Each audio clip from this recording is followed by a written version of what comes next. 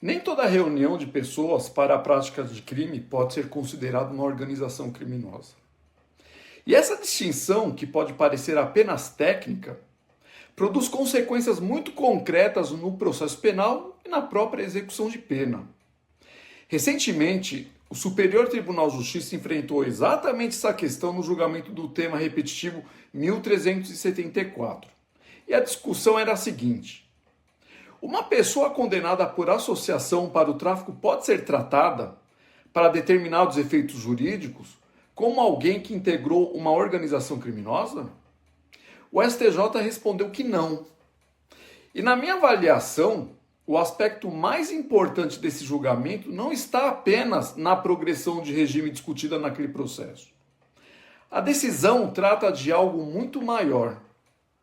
Ela trata dos limites que a legalidade impõe à interpretação da lei penal.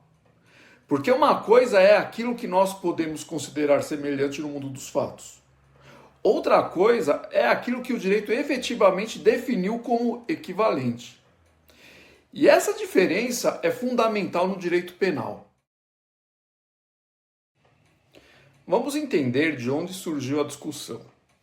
A Lei de Execução Penal estabelece uma forma especial de progressão de regime para determinadas mulheres gestantes, mães ou responsáveis por crianças ou pessoas com deficiência. Para que essa regra especial possa ser aplicada, a lei exige o preenchimento de uma série de requisitos. E um desses requisitos é muito específico. A lei diz que a condenada não pode ter integrado uma organização criminosa. No caso analisado pelo STJ, a mulher havia sido condenada, entre outros crimes, por associação para o tráfico, crime previsto no artigo 35 na Lei de Drogas. As instâncias anteriores entenderam que essa condenação seria suficiente para concluir que ela havia integrado uma organização criminosa. E por isso, impediram a aplicação da regra especial de progressão. Foi justamente essa equiparação que chegou ao Superior Tribunal de Justiça. E a pergunta passou a ser: o conceito de organização criminosa utilizado pela Lei de Execução Penal pode ser ampliado para alcançar também a associação para o tráfico? Organização criminosa não é uma expressão genérica. Ela possui um conceito jurídico definido pela própria legislação, que está na Lei 12.850 de 2013, a qual estabelece requisitos específicos para a caracterização de uma organização criminosa. Entre eles estão a reunião de 4 ou mais pessoas, uma estrutura ordenada, divisão de tarefas, ainda que informal, e a finalidade de obtenção de vantagem mediante a prática de infrações penais previstas pela lei. Mas observe, a associação criminosa está prevista em outro dispositivo, o 288 do Código Penal. A associação para o tráfico também possui previsão própria, o artigo 35 da Lei de Drogas. Como visto, são figuras distintas, e é evidente que existem pontos de contato entre elas. Existe pluralidade de pessoas, existe finalidade criminosa, pode existir estabilidade, mas isso não significa que sejam juridicamente idênticas. E aqui está uma frase que considero fundamental para compreender essa decisão. Semelhança fática não significa identidade jurídica. No direito penal, essa diferença importa. E importa ainda mais quando alguém pretende utilizar essa aproximação para produzir uma consequência desfavorável ao acusado ou ao condenado.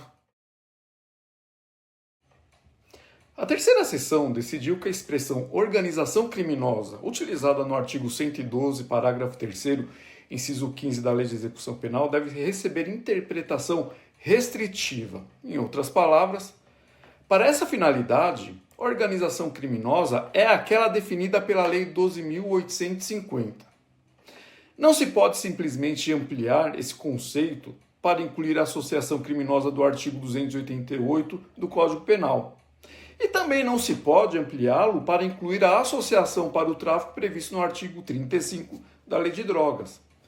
O tribunal fundamentou essa conclusão principalmente em 3 ideias: legalidade, taxatividade e favor-rei. Ou seja, diante de uma norma penal que restringe direitos, o intérprete não pode ampliar o seu alcance para criar uma consequência mais gravosa que não seja claramente prevista na lei. E aqui, para mim, está a parte mais importante do julgado. Quando falamos em princípio da legalidade, normalmente lembramos daquela fórmula clássica. Não há crime sem lei anterior que o defina, nem pena sem prévia cominação legal. Mas a legalidade penal vai além disso. Ela também estabelece limites para a atividade do intérprete. Imagine a seguinte situação. Se o legislador quisesse impedir a progressão especial para qualquer pessoa que tivesse participado de qualquer agrupamento criminoso, ele poderia ter escrito isso. Poderia ter mencionado expressamente associação criminosa, poderia ter mencionado associação para o tráfico, poderia ter utilizado uma expressão ampla para alcançar várias formas de criminalidade associativa. Mas não foi isso que fez. A lei escolheu uma categoria determinada, a organização criminosa. E essa categoria já possui definição na legislação brasileira. Então o Poder Judiciário não pode simplesmente dizer: essas situações são semelhantes, portanto vou tratá-las da mesma maneira. Principalmente quando o resultado dessa interpretação é prejudicial ao condenado. E esse é o ponto.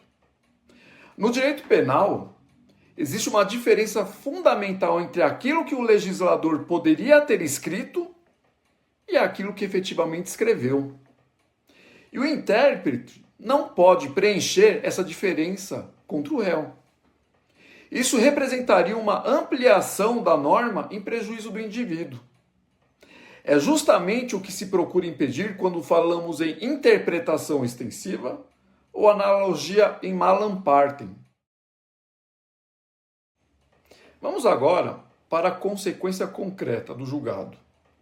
No processo, a condenação por associação para o tráfico havia sido utilizada para impedir a aplicação da progressão especial.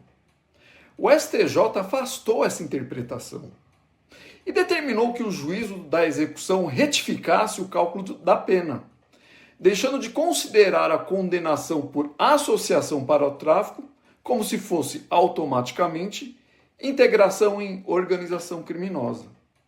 Mas aqui é importante fazer uma ressalva. A decisão não significa que toda mulher condenada por tráfico ou associação para o tráfico tenha automaticamente direito à progressão depois de cumprir 1/8 da pena. Não é isso. O artigo 112, parágrafo 3º da Lei de Execução Penal, prevê diversos requisitos. E esses requisitos são cumulativos.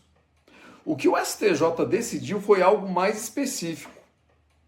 A condenação por associação para o tráfico não pode ser transformada por interpretação judicial em uma condenação por organização criminosa apenas para criar um impedimento que a lei não estabeleceu. Essa é a consequência correta do precedente. Há ainda um segundo aspecto que torna esse julgamento relevante. Não estamos tratando simplesmente de uma decisão isolada de uma das turmas do STJ. O julgamento ocorreu sob o rito dos recursos repetitivos. E isso aconteceu justamente porque havia uma divergência sobre o tema. O próprio STJ possuía decisões anteriores que admitiam uma interpretação mais ampla da expressão organização criminosa nesse contexto. Com o tema 1374, a terceira seção uniformizou essa controvérsia. E isso aumenta significativamente a importância jurídica do precedente. E também deixa uma advertência importante para quem trabalha com direito penal. Não basta localizar um precedente que aparentemente sustente determinada tese.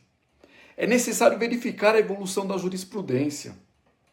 É preciso saber se existem divergências, se houve mudança de entendimento e, principalmente, se aquela matéria passou a ser objeto de um precedente qualificado. E, nesse caso, passou. E eu encerraria com o aspecto que considero mais importante dessa decisão. O enfrentamento da criminalidade organizada certamente exige instrumentos jurídicos específicos. A própria Lei 12.850 prevê técnicas especiais de investigação e um regime jurídico próprio para esse tipo de criminalidade. Mas a gravidade do fenômeno investigado não elimina os limites impostos pela legalidade. Organização criminosa é uma categoria jurídica. A associação criminosa é outra. E a associação para o tráfico é outra. Essas figuras podem apresentar características semelhantes. Mas a semelhança não permite que o intérprete simplesmente elimine as diferenças estabelecidas pela própria lei. Principalmente quando isso produz uma consequência penal mais grave.